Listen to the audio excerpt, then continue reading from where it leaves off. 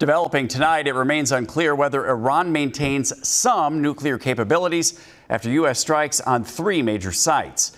In a social media post, President Trump called the airstrikes a spectacular military success. On Capitol Hill, Republicans generally welcomed President Trump's decision, while some Democrats said he should have consulted Congress first. Meanwhile, during an Emergency Security Council session at the UN, Iran's ambassador said his country's military will decide the timing, nature, and scale of its response. New at 10, our Jason Rantala shows us how Minnesotans with ties to Israel and Iran are reacting to the news.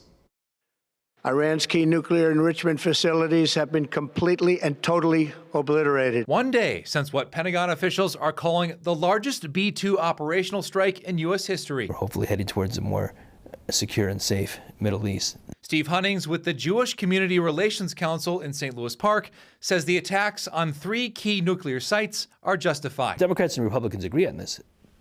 They all are deeply concerned about the proliferation of nuclear weapons in the Middle East, starting with Iran. Hunnings says he has full faith in both Israel and the U.S.'s military. It took the United States to perhaps, in a way, finish the job. To make the Middle East more stable. If this, as Secretary of State says, leads to a more stable and secure Middle East with potential for breakthroughs, let's say, with the Palestinians, at the end of the day, it was an important step forward. I was shocked. The airstrikes literally hit home for Fazi Kausari, one of the founders of Minnesota Committee in support of a democratic Iran. We knew that it's going to happen one day, sooner or later. Kausari was last in Iran 20 years ago. He now lives in Maple Grove. Kausari and his wife have several family members, including his dad, Ahmad Kausari, who are still in Iran. Their safety is our most important concern. Only recently did Kausari learn all were safe. Kausari says the Islamic Republic of Iran frequently cuts the country's internet service,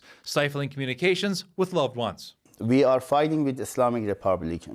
Our group, it was predictable for us. We knew it's going to happen, the way that the Islamic regime is behaving. While Kausari says war is not the solution, he says he's hoping the recent military action sparks some sort of change, remaining hopeful someday for an overthrow of an oppressive Islamic regime. We want to send this message to Iranian people, to the greater community, that this is not our war. We are the victim of this war. We are prisoner in that country. Jason Rantala, WCCO News.